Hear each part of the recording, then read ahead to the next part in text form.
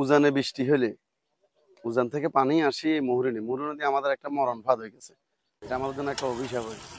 অভিশাপ হতো না যদি আজকে যদি পানি উন্নয়ন বোর্ড সরকারের যথাযথ যে প্রচেষ্টা, ওই প্রচেষ্টা অনুসারে কাজটা হয় না। যখনই ভাঙন ভাঙে, ভাঙনের জায়গাটা শুধু বাঁধে চলে যায়। কিন্তু পুরা বাঁধটা যদি সংস্কার করে প্রতি 5 বছর 10 বছর অন্তর অন্তর, তাহলে জীবনে এই বাঁধটা ভাঙবে না। একবার বাঁধে দিয়ে চলে যাবে 10-15 বছর, আর এটার কোনো তদারকিও কেউ নেই, দায়িত্ব কেউ নেই। এরপর দুই পাশ থেকে জংলা আসে, নদীর নিচেও নাব্যতা কমে যায়, দুই পাশেও ভরাট হয়ে যায়। ভরাট হয়ে যাওয়ার পর পানি তো আর যাওয়ার রাস্তা নেই, এটা ফ্লো হয়। ফ্লো হলে আর এদিকে বেরিবার যেটা বানছে, এটাও 10-15 বছর ক্ষয় হইতে হইতে নিচের দিকে নামে গেছে। নিচের দিকে নামে যাওয়ার পর হয়তো ইঁদুরের উপকার গর্ত হয়ে গেছে। সংস্কার না করার কারণে যে কোনো জিনিস বছর বছর অন্তত সংস্কার করলে তাহলে ওটা আপনার ভালো থাকে। আর যদি সংস্কার না হয়, ওই জায়গা থেকে আবার ভাঙন সৃষ্টি হয়, ব্যাস, ভাঙলে তো আমাদের ক্ষতি।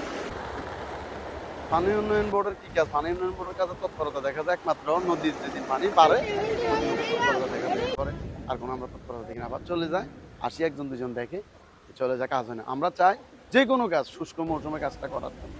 আমরা চাই যে কোনো কাজ শুষ্ক মৌসুমে কাজটা করার জন্য। ওরা বর্ষার মুখে আসি কাজটা করে, তখন আর এটা টিকে না, ওই বৃষ্টির পানিতে ধোলাই করে চলে যায়।